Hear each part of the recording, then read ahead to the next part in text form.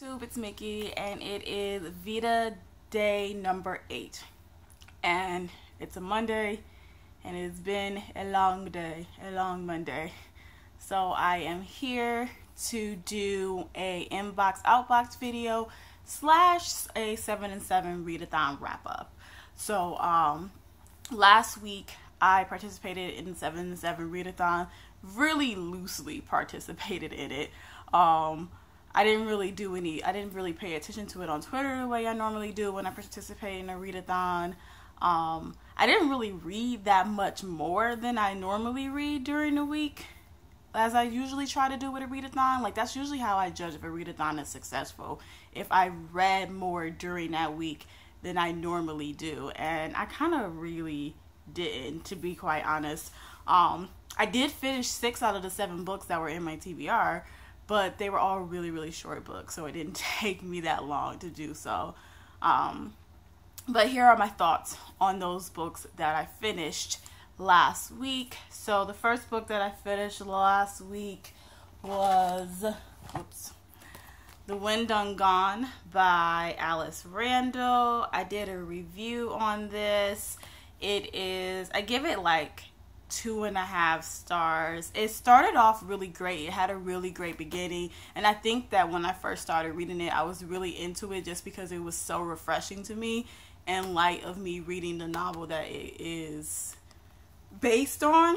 But as it kept going, I just realized that it is it's just quite, what's the word I'm looking for? It just isn't very well written.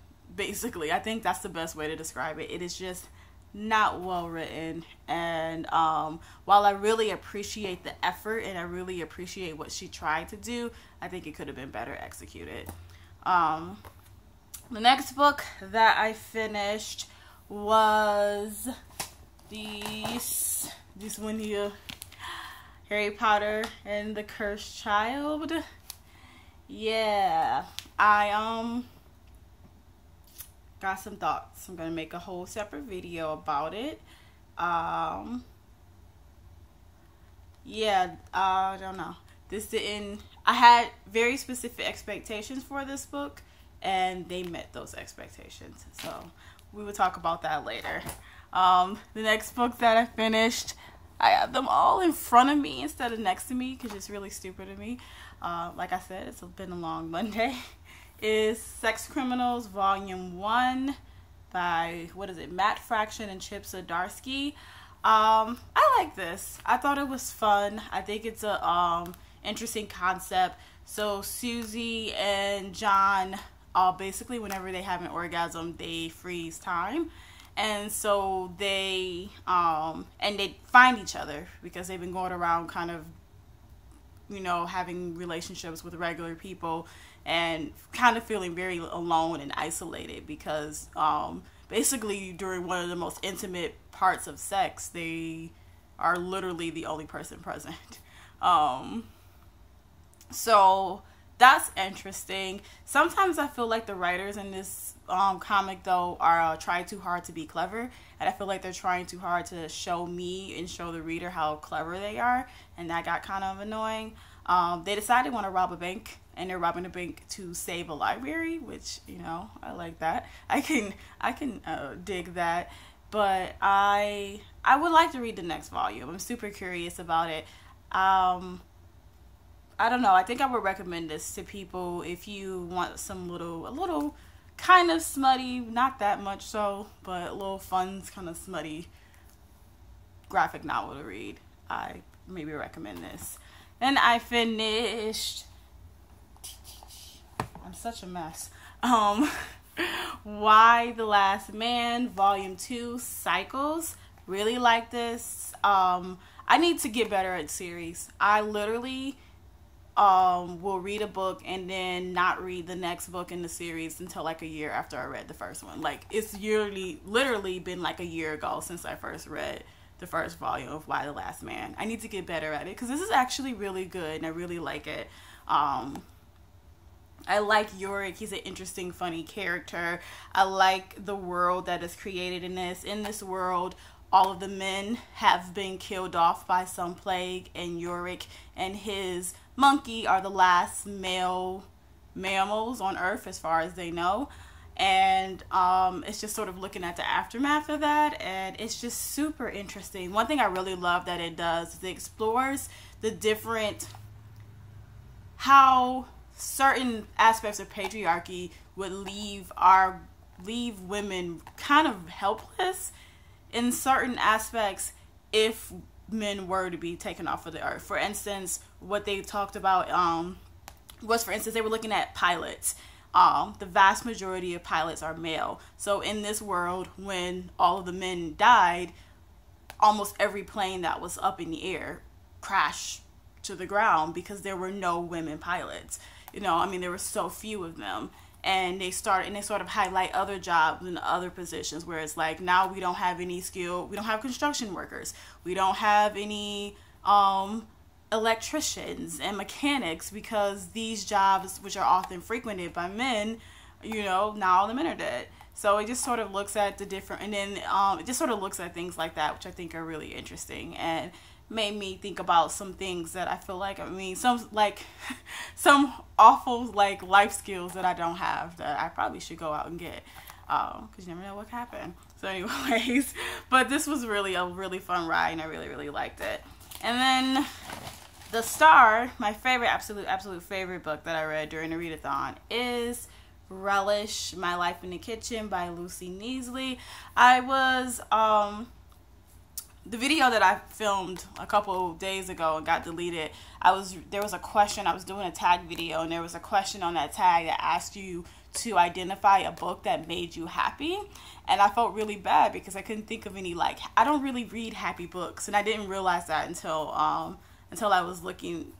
was trying to film that video, and I was like, I don't read books. All of my books tend to deal with like really heavy topics, even when they're like funny or like funny, they're usually like satirical, or there'll be like a thriller. So it's like, maybe it's not that serious. I mean, it's not like really serious and in depth, but it's still like murder and mayhem going on. So there's just like very few times do I realize that I actually read things that are happy.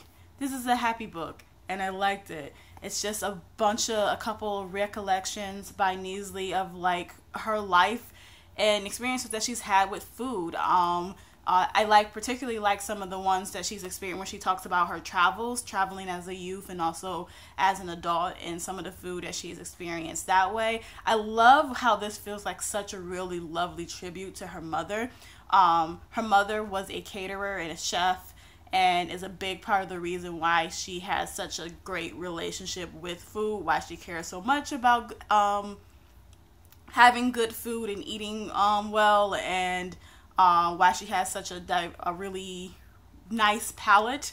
And she just does a really good job of like showing what a great person her mother is without saying, hey, look at how great my mom is. Does that make sense? Like, I want to meet Lucy Neasley's mom and probably have her cook me something, because it sounds like she throws down in the kitchen. So I just like, I don't know. I enjoyed this. I enjoyed it so much. It's nothing, it really isn't a lot going on in it. It's just a bunch of experiences of different dishes she's had, or different food that she that she remembers, that she relates to specific instances in her life. And I just really liked it, though. I wasn't impressed by the recipes, though, that she included in here. Like, they seemed kind of simple and basic, which I thought was kind of strange considering how gourmet I kind of thought that she was. But I still would highly recommend this if you are looking for a food memoir. I didn't think I would like it because I don't really like, me in memoirs, I have like mixed feelings about memoirs, and then like food is something that I like, but I wasn't sure if I would like reading about it. But this was great, so I definitely recommend it. It's probably somewhere like 3 or 4, probably a 4-star read. I mean, yeah, I enjoyed it. And then those are all the books that I finished last week for my Outbox thing. So those are the things that are going Outbox. The things that are coming in for this week are, let's see, I'm still going to be working on Invisible Man, and I'm going to be reading Hyperbole and a Half by Ali Broche. I have absolutely no idea what else I might be reading after that, though. And then I also got 2 new books last week recently that I bought from the used bookstore, so I wanted to show those really quickly to you guys.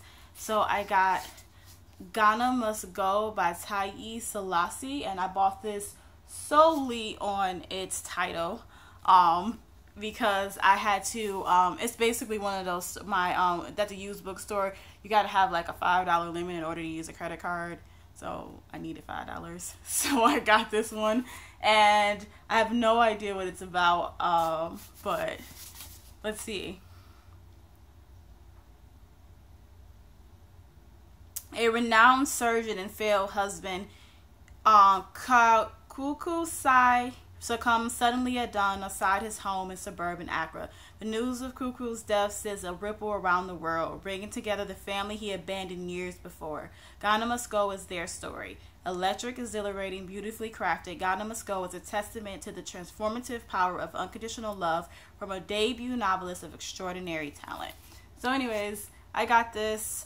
I will read it at some point, and if you have it and you've read it and you want to tell me how it is, please let me know down below.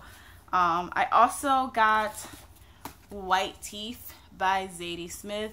I've been meaning to read Zadie Smith at some point in my life. I haven't gotten around to it, so now that I own this, I hope that will be rectified soon. This is a lot of people's favorite book, and she's a lot of people's favorite author. So, yep, that's my inbox outbox for this week. Let me know what you guys recently read and what you may be reading this week. And I will talk to you guys soon. Bye-bye.